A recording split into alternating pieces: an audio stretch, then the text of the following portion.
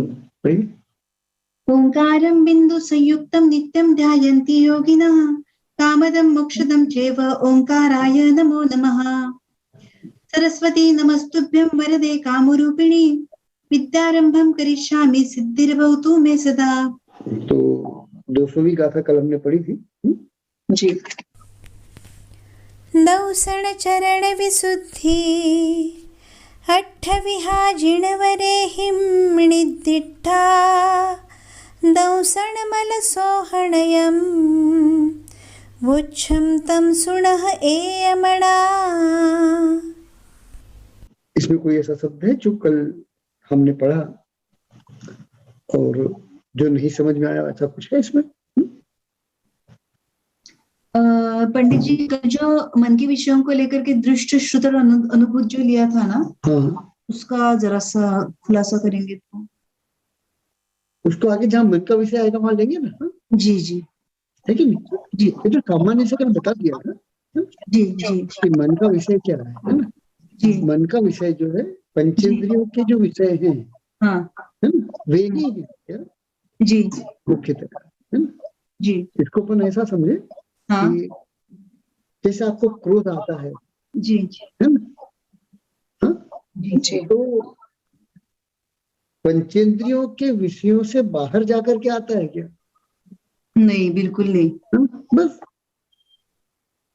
मान आता है तो किस पर आता है? जिन पर आता है वे पंचेंद्रियों के विषय हैं या नहीं? बिल्कुल है। हाँ? लोभ जिसका आता है वो पंचेंद्रियों के विषय है या नहीं है? हाँ? बिल्कुल है जी। हाँ? और मायाचारी किसके लिए करते हो? पंचेंद्रियों के विषयों के लिए। है समझ में कि नहीं आया? सर जी जी। इसलिए मति ज्ञान जो है वो उस क्रोध मान माया लोभ को जान लेता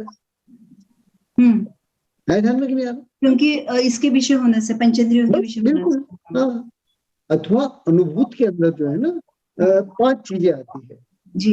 इसको विस्तार से आगे लेंगे अपन।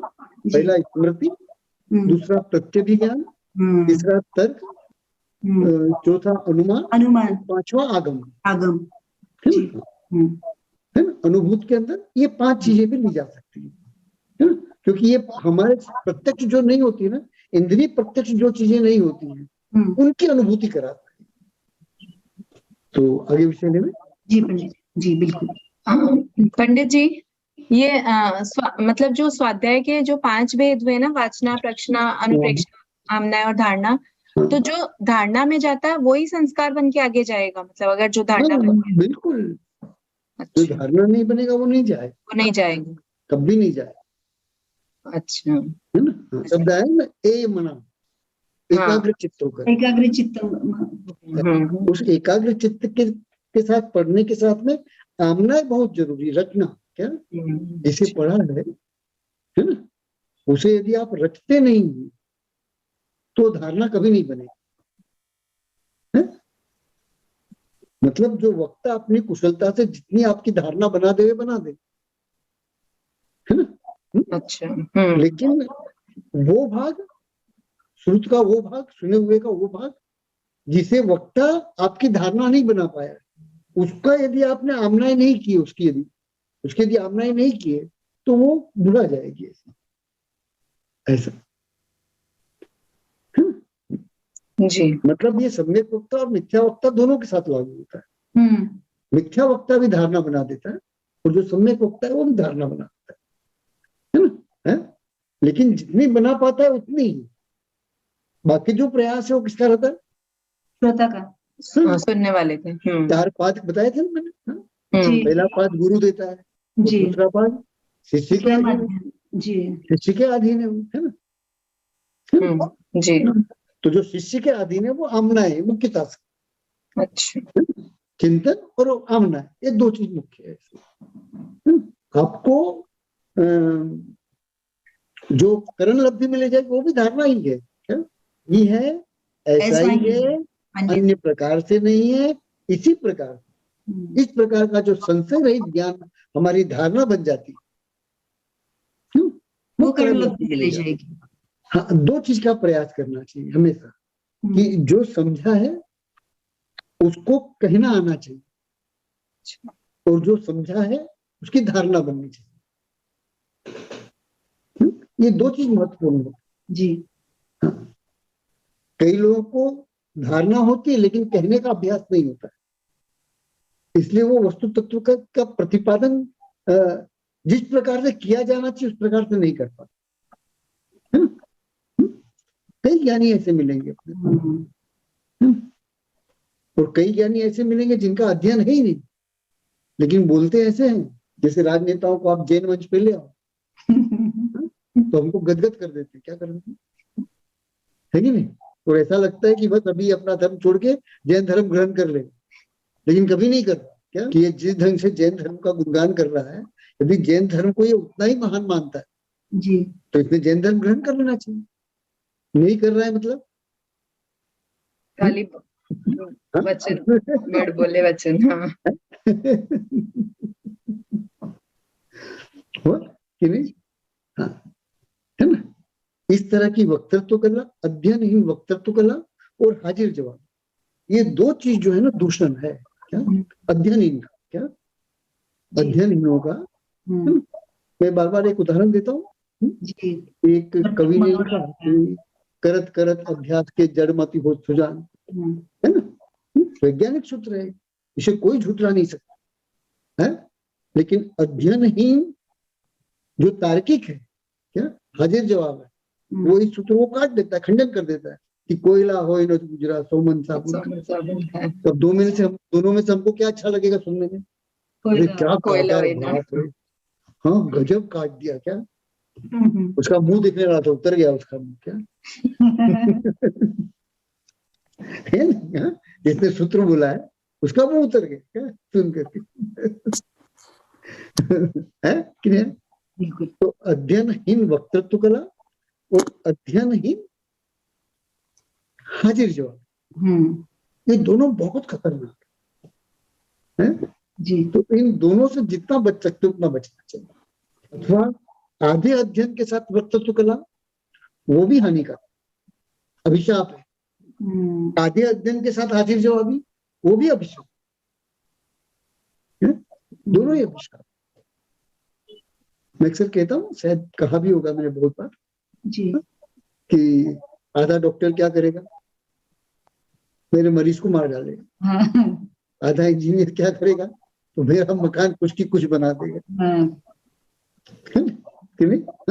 आधा वकील क्या करेगा, ऐसे केस में जिसमें छूट जाना चाहिए उसमें फांसी दिलवा देगा। और आधी गृहिणी क्या करेगी, या तो जली हुई खिलाएगी या कच्ची खिलाएगी। और मैं विरोध करूंगा तो क्या कहेगी कि आपको खाना नहीं आता क्या।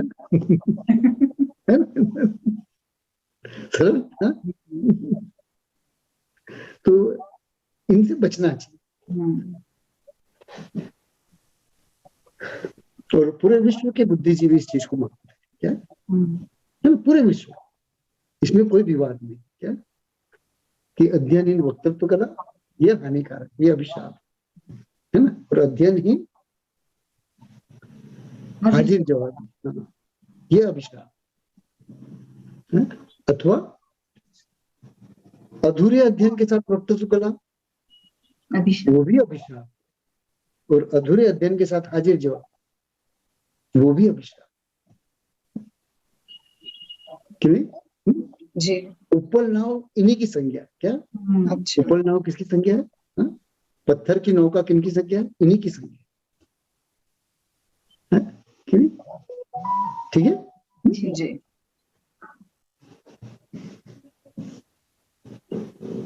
तो आप लोग भी सोच रहे होंगे पंडित जी हमारा बोलना बंद करवा है ना। जो थोड़ा बहुत बोल लेते हैं 24 घंटे में, उसको भी बंद करवा देंगे। तो 200वीं गाथा एकदम सरल हो गई। ये तो समझ में आ गया। जिनवरे ही निर्दिष्ठा क्यों कहा, क्योंकि सम्यक दर्शन यह भी मेरे मत ज्ञान का विषय नहीं है। सम्यक ज्ञान भी मेरे मत ज्ञान का विषय नहीं है, और सम्यक चारित्र भी मेरे मत ज्ञान का विषय नहीं है, तप भी मेरे मत ज्ञान का विषय नहीं है, और वीर्य भी मेरे मत ज्ञान का विषय नहीं। और तो मुझे जब भी उसके विषय में मुझे जब भी ज्ञान प्राप्त होगा तो जिनेंद्र भगवान के कहे हुए उपदेश के द्वारा ही होगा, अन्य किसी प्रकार से नहीं है। कि नहीं? इसलिए जिनेंद्र भगवान के कहे हुए पर श्रद्धा का नाम सम्यक दर्शन का है कि नहीं? जी चलो, जिनेंद्र भगवान जो कहा है उसको हमें समझना है और समझ करके उस पर श्रद्धा करना है, क्योंकि वो हमारा विषय नहीं है। क्या है ना कि नहीं है? हाँ, जिनेंद्र भगवान ने कहा है कि यह श्रद्धा है, क्या यह सम्यक दर्शन है, इसलिए मैं मान के चलता हूँ कि यह सम्यक दर्शन। जिनेंद्र भगवान ने कहा कि यह इसके लक्षण है, तो मैं मान के चलता हूँ कि यह इसके लक्षण है, और उन लक्षणों के द्वारा मैं अनुमान करता हूँ सम्यक दर्शन। है ना कि नहीं? हाँ, ये मेरे मति ज्ञान का विषय नहीं। ऐसे ही मिथ्या ज्ञान, जो मिथ्या दर्शन, मिथ्या ज्ञान और मिथ्या चरित्र भी जो है, यह मेरे ज्ञान का विषय नहीं है। इसे भी जिनेंद्र भगवान ने बतलाया कि यह इस कारण से और इस प्रकार से मिथ्या है। कि जिनेंद्र भगवान अगर न बतलाए तो वो मेरे मति ज्ञान का विषय नहीं कि उसको मैं मिथ्या सिद्ध कर सकूं। है ध्यान कि नहीं आ रहा? चलो, बात पकड़ में आ रही? हाँ, इसलिए क्या दिया यहाँ पर? जिनवरे ही निर्दिष्टा है। अब इस शब्द को ग्रंथकार कहे या ना कहे, लेकिन उसके आशय में चूंकि मौजूद होता है ना, इसलिए उसके प्रत्येक कहे में वो चीज है क्रिया। सर हुआ? जैसे मैं भी बोल रहा हूँ, तो मैं कहाँ कहता हूँ कि जिनेंद्र भगवान का कहा हुआ बोल, लेकिन मेरे आशय में है क्या जी जी कि मैं कहूंगा तो अपना, क्योंकि मेरा अनुभव ही नहीं है वैसा, मेरे पास वो ज्ञान ही नहीं है जो उस तत्व का बोध करा सके जिसे जिनेंद्र भगवान ने कहा है। मेरे पास वो ज्ञान भी तो होना चाहिए ना। जब मेरे पास मुख्य ज्ञान मति ज्ञान है, तो जो जिनेंद्र भगवान ने कहा है उसका बोध में कैसे प्राप्त कर लूं? अपने से, अकेले से, स्वयं की सामर्थ्य से नहीं कर सकता। है समझ गया? तो मुझे जिनेंद्र भगवान के कहे हुए पर कहे हुए का पहले ज्ञान प्राप्त करना होगा, और ज्ञान प्राप्त करके उस पर श्रद्धा करनी होगी। वह जो श्रद्धा है वो कार्यकारी होगा, है क्रिया। और उस श्रद्धा को पहचानने के 8 प्रकार, कितने? ये इन 8 प्रकारों से श्रद्धा पहचानी भी जाती है और श्रद्धा शुद्ध भी की जाती है कि नहीं है? सरल है ना? क्योंकि संसार है, हम जिन लोगों के बीच में बैठे हैं, पता नहीं कब किस कारण से श्रद्धा मलिन हो। हाँ, हो सकता है मेरे अपने ही कारण से मेरी श्रद्धा मलिन हो, है कि नहीं? अन्यों को तो पृथक करना है ना। मेरे अपने ही कारण से मेरी श्रद्धा जो है वो मलिन हो सकती है। तो उस मलिन श्रद्धा को जो शुद्ध करने का उपाय है वो क्या है? हाँ, तो वो 8 प्रकार है कि 8 प्रकार से उस श्रद्धा को शुद्ध किया, जैसा मल तदंश, है ना? ऐसा क्लियर? जी बिल्कुल जी जी। तो अब जो यहाँ पर 8 प्रकार कहा है, अब फिर क्या करे? वो क्षम, जो जिनेंद्र भगवान ने कहा उससे मैं कहूंगा। क्या कह रहे? क्या कह रहे?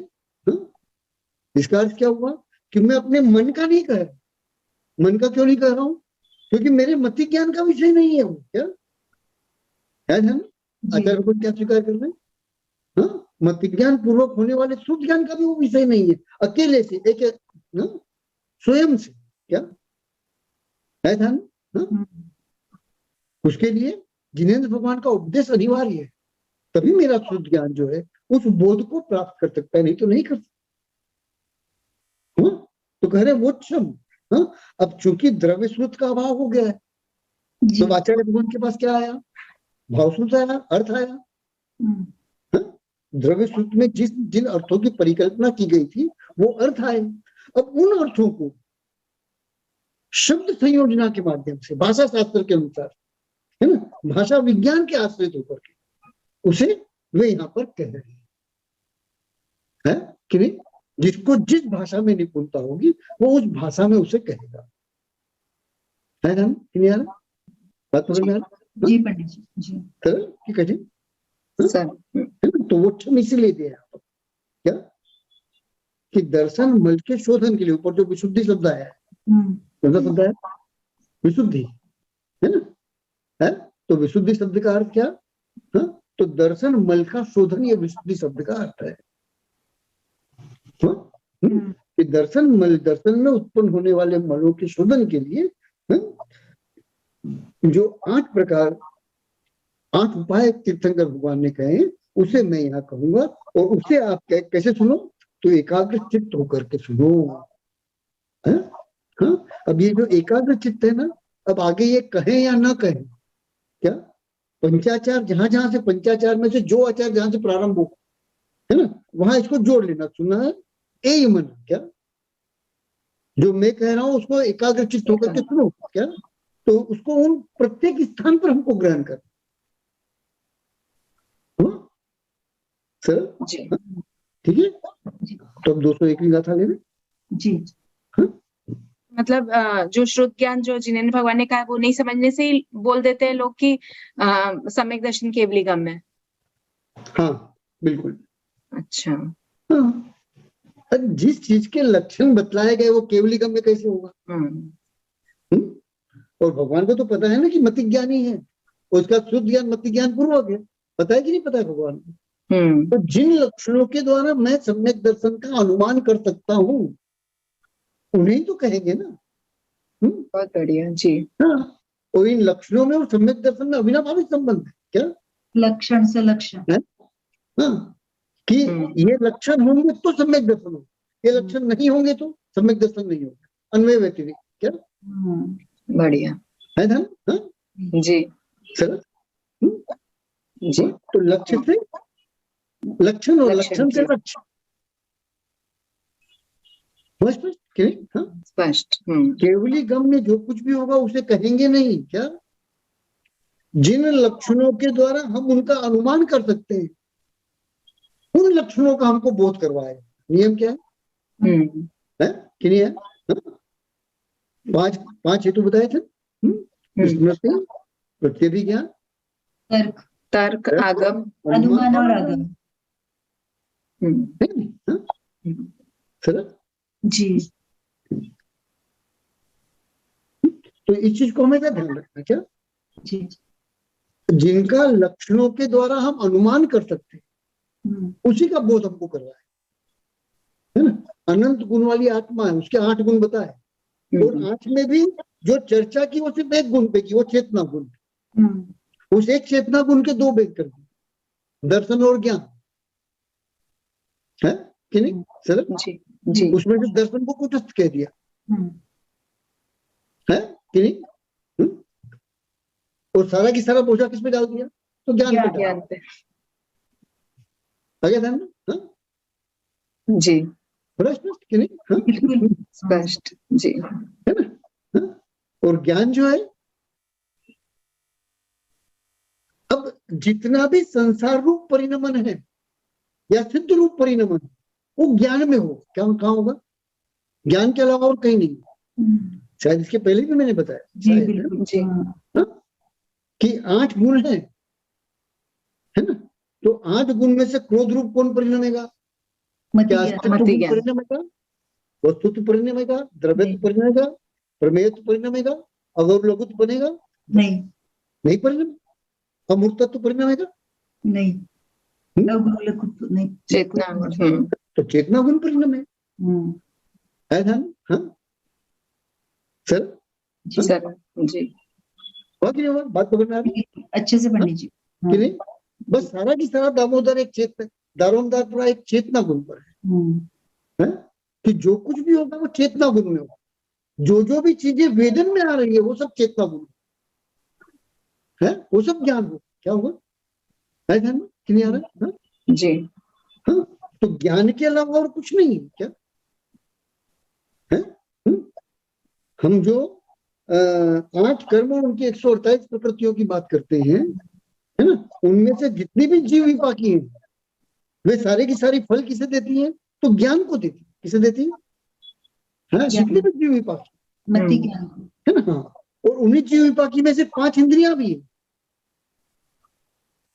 कि नहीं है? तो जैसे क्रोधावर्णी कर्म जीव के ज्ञान को क्रोध रूप परिणमाता है? वैसे इंद्रियां जीव विपाकी होने से जीव के ज्ञान को अपने अपने विषय रूप परिणाम आते हैं। ध्यान कि नहीं आ रहा? हाँ सर, जी बढ़िया। तो 5 कर्म में से किसी भी कर्म को ले लीजिए, किसी भी कर्म, आसानी के लिए साता साता ले लीजिए, सरलता के लिए, जी है ना, कि साता का उदय आया। हाँ, तो सुखरूप कौन परिणाम? हाँ, जी जीव ज्ञान। ज्ञान परिणाम है। ध्यान में नहीं है? हाँ, जी तो साता वेदिनी ने उदय में आकर के किसको फल दिया? तो ज्ञान को दिया। वो ज्ञान सुखरूप परिणाम, तभी तो सुख का वेदन हुआ ना। हाँ? ऐसे ही असाता, असाता का उदय आ जाए तो जीव विपाकी है, तो किसे फल देगी? ज्ञान हाँ? को देगी। ज्ञान को। कौन से ज्ञान को? तो मति ज्ञान। मति ज्ञान को। है ना? हाँ? तो वो मति ज्ञान को असाता रूप परिणमाएगी। वह यदि असाता रूप न परिणमाए या असाता रूप परिणमाने में असमर्थ हो तो मैं दुख का वेदन नहीं कर सकता। बढ़िया। ऐसे ही अपन 3 वेद से भी समझ सकते हैं, जी है ना? है कि छठे गुण स्थान के आगे वेद नपुंसक हो जाते हैं। लेकिन नपुंसकवत व्यवहार क्यों करता है? मति ज्ञान परिणाम नहीं रहा। नहीं, क्यों नहीं परिणाम रहा है? हाँ? क्योंकि वेद के जो निमित्त हैं उनका त्याग कर चुके। तो जिनका हम त्याग कर चुके होते हैं, है ना, है, तत्संबंधी कर्म जो है अपना कार्य करने में समर्थ नहीं होता है। ध्यान। और दूसरा वहां देशघाती प्रत्यय, कहा वहां कैसे है? ध्यान। हाँ? अनंतानुबंधी के साथ वेद सर्वघाती है। क्या है? अप्रत्याख्यान के साथ वेद सर्वघाती है। जी प्रत्याख्यान के साथ वेद सर्वघाती, संज्वलन के साथ है, संज्वलन के साथ देशघाती है। तो देशघाती होने से ऐसे ही वो निर्बल हो गई, निष्क्रिय। बात पकड़ में आएगी? जी पंडित जी, बहुत बढ़िया जी। हुआ कि नहीं? हाँ? जी है ना?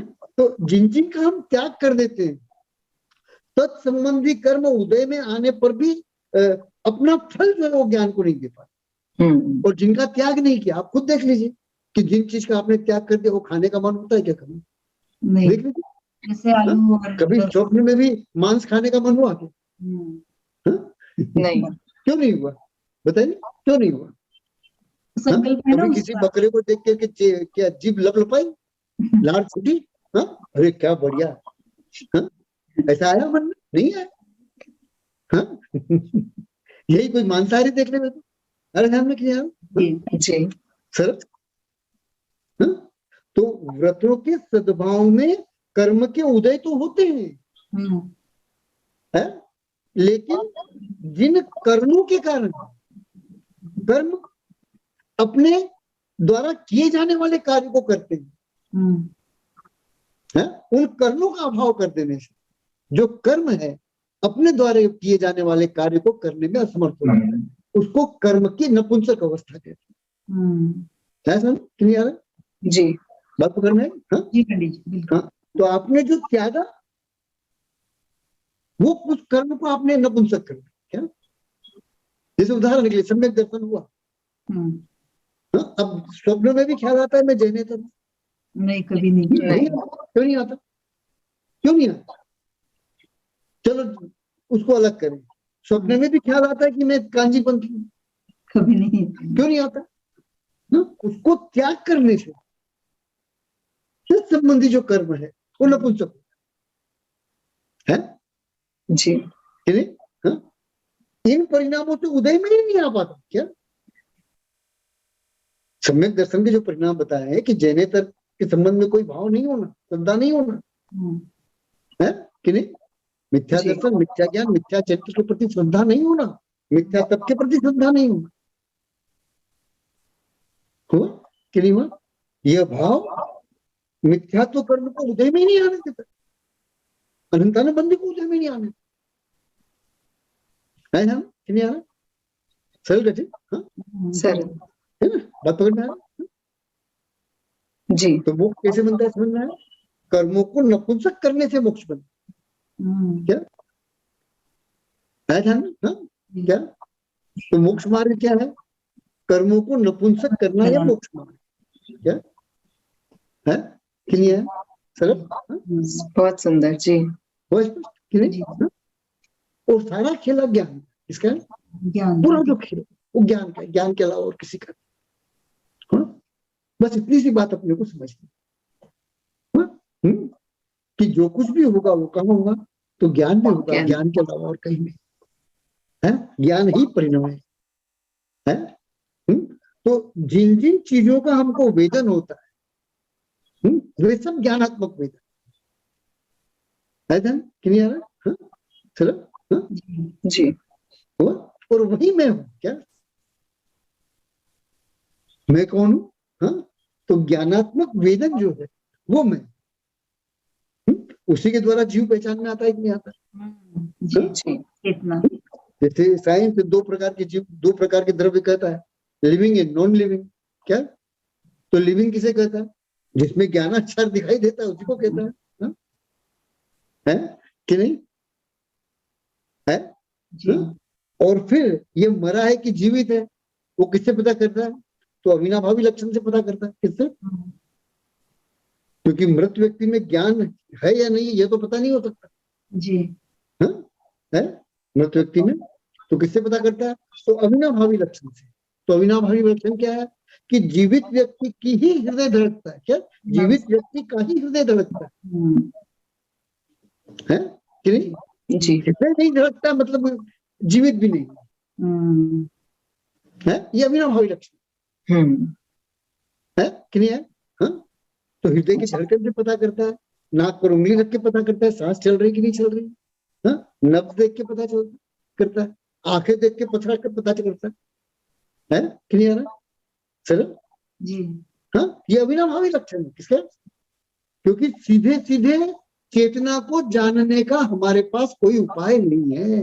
क्या हुआ? जी। चलो पंचेंद्रिय रूप परिणमित जो चेतना है उसको हम जीवित कहते हैं। क्या जीवित किसे कहते हैं? जी। पंचेंद्रिय से परिणमित जो चेतना है, जो मति ज्ञान, उसको हम चेतना कहते हैं, उसको हम ज्ञान, उसके द्वारा ये जीवित है ऐसा पता चलता है कि नहीं? चलो ठीक है जी। और जिसमें ये चेतना नहीं पाई जाती, जिसमें ये ज्ञानात्मक परिणाम नहीं पाए जाते, उसके लिए डाउट होता है। क्या ये कोमा में है, बेहोश हो गया है या मर गया है, या मर गया? तो किसे पता करेगा? तो अविनाभावी लक्षण से। अगर कोमा में चला गया होगा या बेहोश होगा तो हृदय धड़केगा, नब्ज चलेगी, सांस चलेगी, है आंखें पथरा नहीं जाएगी, है क्लियर? जी। तो ये अविनाभावी लक्षण हुआ कि नहीं हुआ? जी। अच्छे से पंडित जी, बहुत अच्छे से। बहुत अच्छे से जी। तो स्पष्ट। तो मैं जो कुछ भी हूँ ज्ञान हूँ। क्या हूँ? ज्ञान। और कौन सा ज्ञान हूँ? तो मति ज्ञान है कि नहीं? जी। और मति ज्ञान को विशेषता से जानने वाला श्रुति ज्ञान। क्या? मति ज्ञान के विषय को पांच इंद्रियों और मन के द्वारा ग्रहण किए जाने वाले विषय को विशेषता से जानने वाला श्रुति ज्ञान। बस इन दो ज्ञान रूप में अपने आप का वेदन करता हूँ, इन दो के अलावा तीसरे ज्ञान रूप में अपने आप का वेदन नहीं करता। नहीं? अच्छे से? हाँ जी। इसमें कोई शक है? नहीं। कोई चीज नहीं समझ में आ रही हो ऐसा कुछ? जी। और कांजी पंथियों की जो फिलोसफी वो इससे पृथक है। उसको कभी मतलब उनका ग्रंथ सामने रख करके अपन चर्चा करेंगे कभी। मैंने कल भी कहा था शायद, या परसों भी कहा शायद, है ना, कि वे मुनियों को नहीं मानते इस कारण से मिथ्या दृष्टि नहीं। कारक मूर्ता बोला था आपने। जी। वो इस कारण से मिथ्या दृष्टि नहीं है कि नहीं है? जी। चलो, क्योंकि मुनियों में भी कोई भी होगा तो पहले सम्यक दर्शन और सम्यक ज्ञान देखेगा कि नहीं? क्या देखोगे पहले? सम्यक दर्शन। यदि ये वाक्य मिला है क्या कि चरित्र निश्चय से धर्म है, यदि यह वाक्य मिला है तो ये अधूरा वाक्य की पूरा वाक्य है? अधूरा। अधूरा वाक्य है। इसमें क्या जुड़ेगा? कि दर्शन ज्ञान प्रधान है जिसमें, ऐसा चारित्र धर्म है ना, क्लियर? जी, तो पहले क्या देखोगे? दर्शन ज्ञान। हाँ, पहले चारित्र थोड़ी देखोगे, है क्लियर? तो वही उन्होंने किया कि वे जिसे धर्म वे जिसे दर्शन और ज्ञान मानते हैं, वो दर्शन ज्ञान जिनमें नहीं पाया गया, उन सबको उन्होंने जैनावासी कह दिया। फिर वो मुनि हो या न हो, है ध्यान क्लियर? हाँ, हम भी तो यही करेंगे ना। कोई कांजीपंथी अगर मुनि बन गया तो हम उसको क्या कहेंगे? मानेंगे? हाँ? नहीं नहीं। मानेंगे। हाँ, लेकिन हम में से वे मूल जो चारित्र को ही धर्म समझते होंगे वे मान भी लेंगे, है? और इनडायरेक्ट उसके द्वारा दिए गए कांजी पंथ के उपदेश सम्यक उपदेश माने, है क्लियर? सरल कैसे? हाँ, बात पकड़ में आ रही क्लियर? तो मुनियों को मिथ्या दृष्टि कहने से कांजीपंथी मिथ्या दृष्टि नहीं हो जाती, है? चुप कहाँ होनी चाहिए? तो फिलोसॉफी में होनी चाहिए। कहाँ पर? उनके दर्शन में होनी चाहिए, दर्शन शास्त्र में होनी चाहिए, है? सिद्धांत में होनी चाहिए। हुआ? तो सिद्धांत में चुकने के कारण कांजीपंथियों को मिथ्या दृष्टि कहा। हुआ कि नहीं हुआ? हाँ, सरल कैसे? बात पकड़ में आ रही अच्छे से? जी कि नहीं? पर पंडित जी मतलब हम लोग दर्शनाचार और सम्यक दर्शन को भी अलग अलग वैसा ही समझ रहे थे, तो ये बहुत अच्छा स्पष्ट सब समझ में, मतलब भूमिका से बहुत अच्छा स्पष्ट हुआ है। ठीक। और ये हमारे मस्तिष्क में कांजीपंथियों ने कहा क्या कि रत्नत्रय होता है चतुर्थ गुण स्थान में, क्या सिद्ध किया? जबकि चतुर्थ गुण स्थान में रत्नत्रय नहीं होता है। जिसे चारित्र कहा है वो पंचम गुण स्थान से ही प्रारंभ होता है, एकांत है उसके अंदर, क्या एवकार है उसके अंदर, इसलिए चतुर्थ में रत्नत्रय स्वीकार नहीं किया जा सकता है कि नहीं? हाँ? आप उसके अंदर कथनचित भी नहीं लगा, आपको एवकार से स्वीकार करना होगा कि नहीं चतुर्थ गुण स्थान में रत्नत्रय नहीं होता है, मतलब नहीं होता है। देखो कितना आसान है ना। देशघाती प्रकृति और सर्वघाती प्रकृति, जो कर्म होते कितने प्रकार के? 2 प्रकार के, एक सर्वघाती प्रकृति और एक देशघाती प्रकृति, जी है ना? ये 2 प्रकार के कर्म होते है नहीं? और संयम अर्थात चारित्र्य आत्मा का गुण है ना? है? जी। तो सर्वघाती प्रकृति का लक्षण यह है कि वो आत्मा के गुण को एक देश भी प्रकट नहीं होने देता है। सर्वघाती प्रकृति का लक्षण क्या है? कि वो आत्मा के गुण को एक देश भी प्रकट नहीं होने देता, उसका नाम सर्वघाती। और देशघाती किसे कहते हैं? तो जिसके सद्भाव में आत्मा का एक देश गुण प्रकट होता है। सर्वघाती किसे कहेंगे? तो जिसके सद्भाव में आत्मा का एक देश भी प्रकट नहीं होता, एक अंश भी प्रकट नहीं। और देशघाती किसे कहेंगे? कि जिसके सद्भाव में आत्मा का एक देश गुण प्रकट है। अब अनंतानुबंधी है ना? तो अनंतानुबंधी है सर्वघाती, क्या है? अनंतानुबंधी क्या है? सर्वघाती है। तो अनंतानुबंधी के सद्भाव में चारित्र क्यों उत्पन्न नहीं होता? जो चारित्र उत्पन्न होता है उसको द्रव्य चारित्र कहा जाता है। तो अनंतानुबंधी के साथ सद्भाव में चारित्र क्यों नहीं उत्पन्न होता? आत्मा की चारित्र नाम की पर्याय क्यों उत्पन्न नहीं होती है?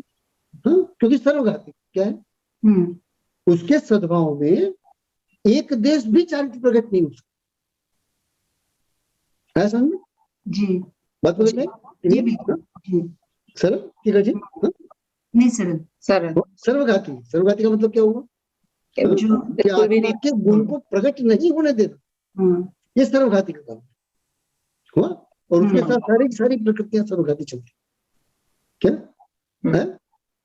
उसके साथ क्या क्या उदय में आती है? तो अनंतानुबंधी, अप्रत्याख्यान, प्रत्याख्यान और संजुलन, ये चारों की चारों जो है अनंतानुबंधी के साथ उदय में रहती है। और सबकी सब सर्वघाती, सबका द्रव्य कैसा आता है उदय में? तो सर्वघाती द्रव्य उदय में आता है। सर्वघाती का मतलब समझ में आया ना? जी बिल्कुल। अब चौथे गुण स्थान में अप्रत्याख्यान कसा है, क्या है, अनंतानुबंधी गई है, तो कौन आया, तो अप्रत्याख्यान कसा है उदय में। अब अप्रत्याख्यान भी सर्वघाती क्या, तो इस सर्वघाती के सद्भाव में चारित्र कैसे उत्पन्न हो, उसके साथ प्रत्याख्यान और संजुलन भी सर्वघाती उदय ना, क्या अरे ध्यान में नहीं आ रहा। हाँ जी, चौथे गुण स्थान में आप रत्नत्रय क्यों स्वीकार नहीं कर सकते, क्योंकि चारित्र उत्पन्न ही नहीं हो सकता। क्योंकि सर्वघाती के सद्भाव में चारित्र उत्पन्न हो ही नहीं सकता है, क्लियर, किंचित चारित्र भी उत्पन्न नहीं हो सकता, हुआ स्पष्ट कि नहीं हुआ जी, सरल। हाँ, इसलिए चौथे गुण स्थान में चारित्र। अब पंचम गुण स्थान में क्या बात बनती है, तो प्रत्याख्यान सर्वघाती, क्या प्रत्याख्यान सर्वघाती, लेकिन उसके साथ जो संजुलन उत्पन्न होती है ना, वो धातु उत्पन्न होती है, कैसे उत्पन्न होती है ना, तो संजुलन के देशघाती प्रत्यय उदय में आने से वहां उत्पन्न तो महाव्रत होने चाहिए, संयम उत्पन्न होना चाहिए, क्या सर्वदेश संयम उत्पन्न होना चाहिए, लेकिन प्रत्याख्यान कैसा क्या करती है, सर्वघाती होने से उसका एक देश घात करती, कितना उत्पन्न होने वाले संयम का एक देश घात कर देती, तो एक देश चारित्र पंचम गुण स्थान में दिखाई देता है, समझ नहीं आ रहा, कर्म की स्थिति समझ में आई, कि सर्वघाती मतलब जो आत्मा के गुण को किंचित भी प्रकट न होने दे, उसका नाम सर्वघाती जी है, सर। और देशघाती किसे कहेंगे, कि जिसके सद्भाव में आत्मा का गुण एक देश प्रकट होता है, जी सर, बात तो नहीं, तो पहले गुण स्थान में अनंतानुबंधी कैसी है, सर्वघाती, सर्वघाती है कि नहीं है सरल। तो अब उसके सद्भाव में चारित्र कैसे उत्पन्न होगा, सर्वघाती नहीं उत्पन्न हो गई हुआ कि नहीं, जो आत्मा का परिणाम चारित्र है वो उत्पन्न नहीं है कि नहीं, जी चौथे गुण स्थान में अप्रत्याख्यान सर्वघाती, और उसके साथ उदय में आने वाली प्रत्याख्यान और संजुलन भी सर्वघाती है कि नहीं सर, जी, तो अब चौथे में कहां से चारित्र उत्पन्न होगा,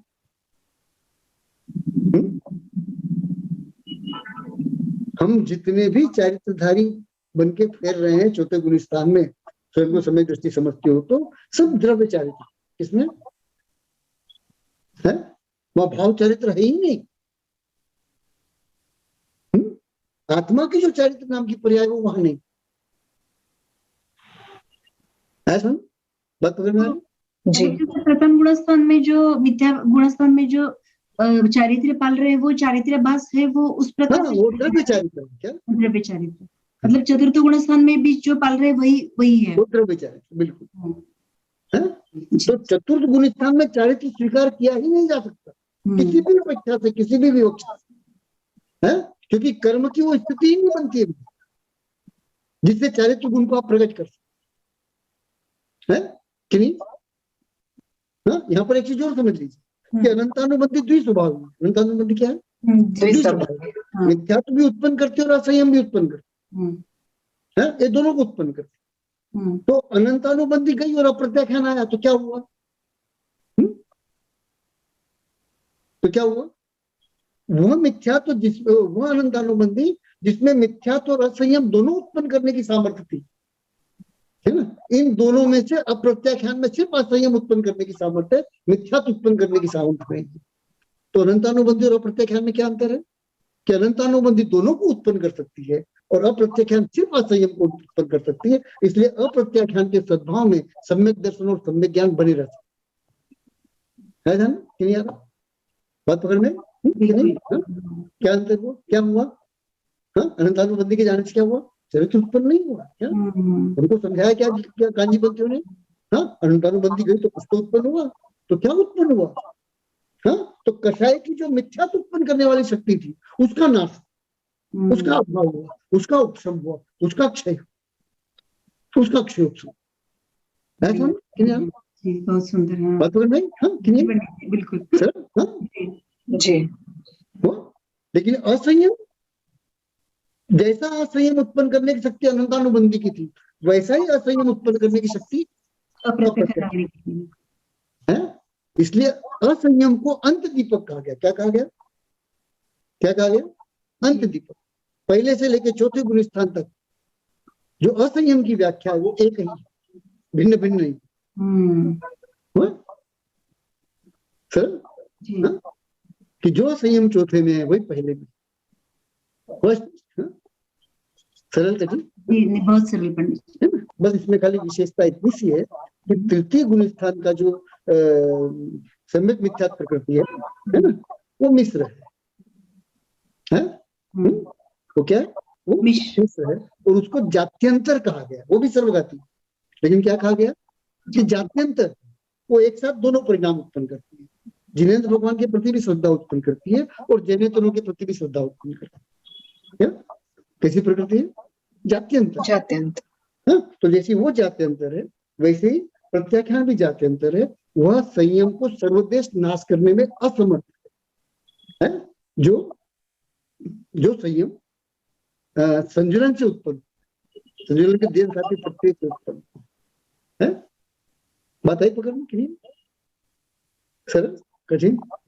नहीं, सरल पंडित जी। अच्छा है। जात्यंतर मतलब सर्वघाती का काम क्या है कि गुण को बिल्कुल भी प्रकट नहीं होगा, सर्वघात करना। लेकिन चूंकि संजुलन देश घाती वहां है उसके साथ में, तो संजुलन तो गुण प्रकट करेगी ना आत्मा का। बिल्कुल। हाँ। तो उस गुण में से कितने का घात करेगी प्रत्याख्यान? तो एक देश घात करती, सर्वदेश घात नहीं कर पाती। ये उसका जात्यंतरपन, उस सर्वघाती का ये जात्यंतरपन है। बात पकड़ में आ गई? जी जी बिल्कुल सर जी। अब पूछिए क्या पूछना है। जैसे संज्वलन जो है वो प्रकृति से देशघाती है ना? हाँ, प्रकृति से देशघाती है, लेकिन उसमें द्रव्य दोनों है। क्या मतलब सर्वघातीपना भी है और देशघातीपना भी है, लेकिन प्रकृति से मूलतः वो देशघाती बनी जाएगी। वो देशघाती। लेकिन जब अनंत अनुबंधी के संपर्क में आएगी तो सर्वघाती रहेगी। तो मतलब गुण प्रकट करेगी जो सर्वघाती बनेगी, गुण प्रकट करेगी। हाँ बिल्कुल। अनंतानुबंधी का उदय मतलब चारों का उदय। हाँ। और प्रत्याख्यान का उदय मतलब तीन का उदय, अनंतानुबंधी को छोड़ के। प्रत्याख्यान का उदय मतलब दो का उदय, अनंतानुबंधी और प्रत्याख्यान को छोड़कर। और संजुलन का उदय मतलब सिर्फ संजुलन का उदय, तीन का नहीं। ऐसा है।